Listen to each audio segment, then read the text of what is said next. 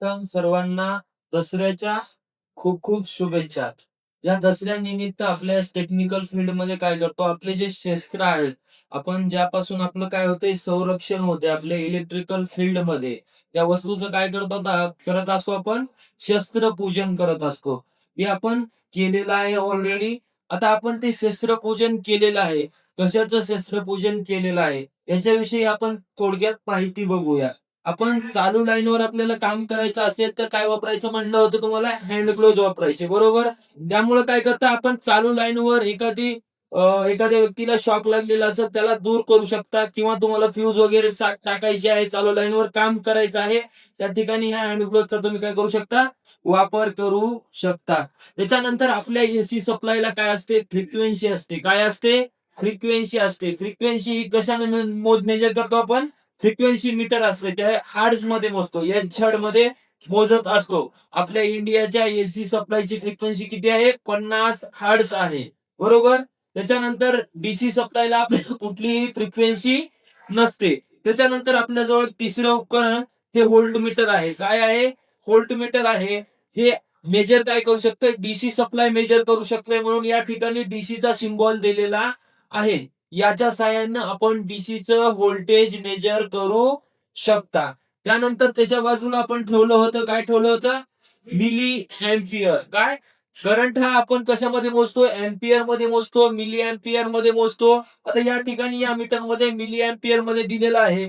यामध्ये आपण current measure करू शकतो. कोणता?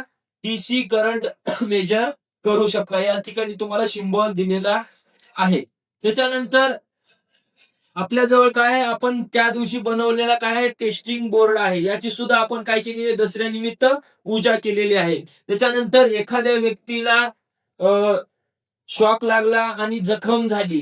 त्या व्यक्तीवर ताबडतोब आपल्याला काय करता यावं? ट्रीटमेंट करता यावं. म्हणून फर्स्ट एड बॉक्स आहे आपल्याजवळ. काय आहे?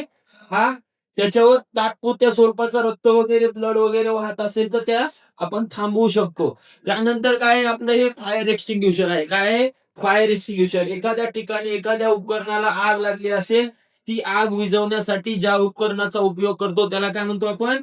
फायर एक्स्टिंग्विशर असं म्हणतात. त्याच्यानंतर हे फायर बकेट सुद्धा तेच कार्य करतं. ह्याच्यामध्ये आपण वाळू भरलेली असते बारूई. ती वाळू तुम्ही आग लागलेल्या ठिकाणी टाकल्यानंतर ती आग काय येते? आटोक्यात येत असते. हे आहे फायर बकेट. त्यानंतर आपल्याजवळ काय आहे? आपण ज्या कंडक्टर मधून इलेक्ट्रिसिटी वाहते, या वायरमध्ये कंडक्टर वापरलेले असतात. हे अॅल्युमिनियमचं असते, कॉपरचं असते, वेगवेगळ्या टाईपचं असते कंडक्टर. यावर काय दिलेलं असते? इन्सुलेशन दिलेलं असते. कशामुळं? आपल्याला शॉक लागू नये. जर तुम्ही ह्या उघड्या ताराला स्पर्श केला तर तुम्हाला काय लागत असतो? शॉक लागत असतो. त्यामुळे त्याच्यावर काय दिलेलं आहे? इन्सुलेशन दिलेलं असतं. 1 चं असते, 1.5 चं वायर असते, 2.5 चं वायर, वेगवेगळ्या टाईपचे वायर त्यामध्ये उपलब्ध असतात. आपण फेज साठीचा आणि न्यूट्रल साठीचं या ठिकाणी पूजेसाठी ठेवलं होतं. त्याच्यानंतर पॉवर गार्ड म्हणून एक मीटर आहे. याच्या सहाय्याने आपण आपली एनर्जी मेजर करू शकतो. जे एनर्जी मीटर आपल्या घराच्या बाहेर बसवलेलं असते. KWH किलोवॅट आवर मध्ये मोजतो. ते यामध्ये मेजर केलं जात आहे. त्याच्यानंतर करंट मेजर केला जातो, फ्रिक्वेन्सी मेजर केली जाते. भरपूर सारे फंक्शन या मीटरच्या सहाय्याने आपण मेजर करत असतो. त्याच्यानंतर आपल्याजवळ काय आहे? Energy meter. बरोबर? हे तुमच्या घरी असेल उपकरण, बरोबर? यामध्ये फेज आलेला असतो, न्यूट्रल आलेला असतो. याचे कनेक्शन वगैरे आपल्याला डिटेली बघायचे आहे. हे एनर्जी मीटर कोणतं? सिंगल फेज एनर्जी मीटर आहे. कोणतं आहे? सिंगल फेज एनर्जी मीटर आहे. आणि दुसरं आपल्याजवळ आहे, कोणतं आहे? Three phase energy meter. काय आहे? Three phase energy meter. आपल्याजवळ आर फेज असतो, वाय फेज असतो आणि बी फेज असतो. रेड, येल्लो, ब्ल्यू असं त्याला म्हणतो आपण, बरोबर? त्याचे कनेक्शन वगैरे करायचं आपल्याला शिकायचं आहे.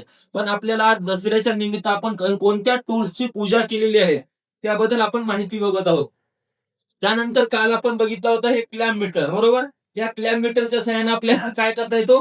करंट मेजर करता येतो. वायरवरचं इन्सुलेशन वगैरे काढायची गरज नाही. त्या वायरच्या वरच्या बाजूला असं लावलं तुम्ही, यामध्ये आपण काय करू शकतो? करंट मेजर करू शकतो. दुसरं आहे आपल्याजवळ काय आहे? मल्टीमीटर आहे. काय आहे? हे मल्टीमीटर आहे. या मल्टीमीटरच्या सहाय्याने आपण करंट, व्होल्टेज, रेझिस्टन्स या गोष्टी अनेक सारे फंक्शन आहेत त्याच्यामध्ये. AC voltage, DC voltage, DC current, AC current. त्याच्यानंतर ओहम मध्ये काय रेझिस्टन्सची व्हॅल्यू आपण मेजर करतो. या सगळ्या गोष्टी याच्या सहाय्याने आपण काय करू शकता? मेजर करू शकता.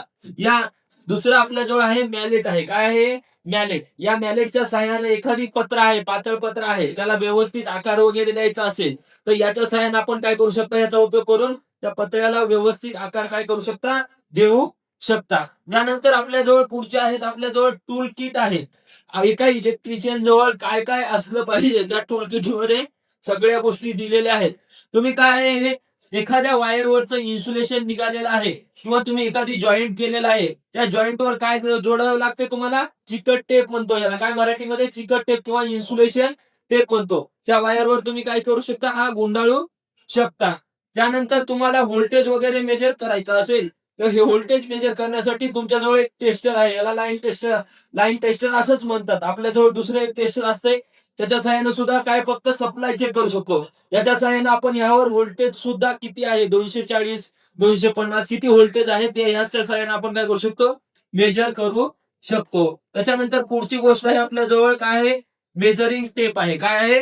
या मेजरिंग टेपच्या सहाय्याने तुम्हाला एखादी वायरिंग करायची आहे. तो बोर्ड किती खाली पाहिजे, किती वर पाहिजे. त्याच्यानंतर तुम्ही जे पट्टी फिटिंग करताय ती व्यवस्थित येते का नाही. त्याच्यानंतर तुमची हाईट सुद्धा ह्याच्या सहाय्याने मेजर करता येते. त्याच्यानंतर हे प्लाऊड किती बाय कितीचं आहे, असं उभं किती आहे, आडवं किती आहे, या सगळ्या गोष्टी याच्या सहाय्याने आपण काय करू शकतो? मेजर करू शकतो. त्याच्यानंतर आपल्याजवळ पुढची एक गोष्ट आहे, त्याला काय म्हणतो आपण? Adjustable spanner. काय म्हणतो? Adjustable spanner. या स्पॅनरच्या सहाय्याने आपल्याला पाहिजे तो नट कमी किंवा ह्याची जास्त साईज करू शकतो. बघू शकता तुम्ही याच्या सहाय्याने साईज जास्त करू शकतो किंवा कमी करू शकतो. म्हणून याला नाव काय दिलेलं आहे? Adjustable spanner. त्याच्यानंतर पुढची गोष्ट आहे आपल्याजवळ क्लॉ हॅमर. काय आहे? Claw hammer. याच्या सहाय्याने तुम्हाला खिळे काढता येतात, नट खिळे काढता येतात. एखाद्या ठिकाणी तुम्ही खिळा मारलेला आहे, तो खिळा याच्या सहाय्याने तुम्हाला काढता येतो. म्हणून याला नाव काय दिले? Claw hammer. याच्या सहाय्याने खिळा ठोकू सुद्धा शकतो आपण, म्हणजे मध्ये टाकू शकतो. त्याच्यानंतर पुढचं काय आहे आपल्याजवळ? एक प्लायर आहे. त्या प्लायरला काय म्हणतो आपण? Combination plier. या प्लायरच्या सहाय्याने आपल्याला भरपूर सारे कामं करता येतात. प्रिंटिंग करता येते, त्याच्यानंतर स्क्रू काढता येतो, स्क्रू लावता येतो, वायर कट करता येते. त्याच्यानंतर जे काही तुम्हाला भरपूर साऱ्या ह्याच्या सहाय्याने आपण काय करू शकतो? कार्य करू शकतो. एखादी नट सुद्धा तुम्हाला काढायचा असेल, तर तो सुद्धा याच्या सहाय्याने काढू शकतो किंवा एखाद्या वायरवरचं इन्सुलेशन सुद्धा याच्या सहाय्याने तुम्ही काय करू शकता? काढू शकता. त्यानंतर पुढचा आहे आपल्याजवळ काय आहे? स्क्रू ड्रायव्हर आहे. काय आहे? ते स्क्रू ड्रायव्हर आहे. या स्क्रू ड्रायव्हरच्या सहाय्याने काय करू शकतो? एखाद्या ठिकाणी स्क्रू लूज झालेला आहे किंवा एखाद्या उपकरणाचा स्क्रू लावायचा आहे, निघालेला आहे किंवा जोडायचा आहे तुम्हाला, याच्या सहाय्याने काय करू शकता? स्क्रू फिट करू शकता. त्याच्यानंतर पुढचा आहे आपल्या नाईफचा आपल्या इलेक्ट्रिकल फील्डमध्ये उपयोग. एखाद्या व्यक्तीला शॉक लागलेला आहे. त्या व्यक्तीला शॉक लागलेला आहे, त्याचं शरीर काय होतंय? जाड होतंय. जाड झाल्यानंतर त्याला ऑक्सिजन वगैरे पुरवठा होत नाही. या पुरवठा होण्यासाठी आपण काय करतो? त्याच्या अंगावरचे काय करतो? कपडे शेल करतो. ते कशाच्या सहाय्याने? तुम्ही असे धरून ओढले तर ते काय होते? त्याला इजा होते. इजा होऊ नये म्हणून कैचीच्या सहाय्याने तुम्ही ते लवकर काय करू शकता? लूज करू शकता. त्यानंतर पुढचा आहे तुमच्याजवळ इलेक्ट्रिशियन नाईफ. या इलेक्ट्रिशियन नाईफच्या सहाय्याने तुम्ही काय करू शकता? एखाद्या वायरवरचं इन्सुलेशन सुद्धा काढू शकता. त्याच्यानंतर छोटे-छोटे स्क्रूड्रायव्हर आहेत. छोट्या स्क्रूने आपल्याला छोटे नट काढता येते. 4 वे, 2 वे वेगवेगळे टाइप आहेत त्यामध्ये. त्याच्यानंतर एलन की सेट. या एलन की सेटच्या सहाय्याने तुम्हाला एक स्क्रू वेगळे असतात. त्याच्या सहाय्याने तुम्ही काय करू शकता? ते स्क्रू काढू शकता. अशा प्रकारे सर्वांना दसऱ्याच्या पुन्हा एकदा खूप खूप माझ्याकडून शुभेच्छा. तुम्हाला हा व्हिडिओ चांगला वाटला असेल, तर तुम्ही त्या व्हिडिओला काय करा? लाईक करा आणि सबस्क्राईब करा. धन्यवाद.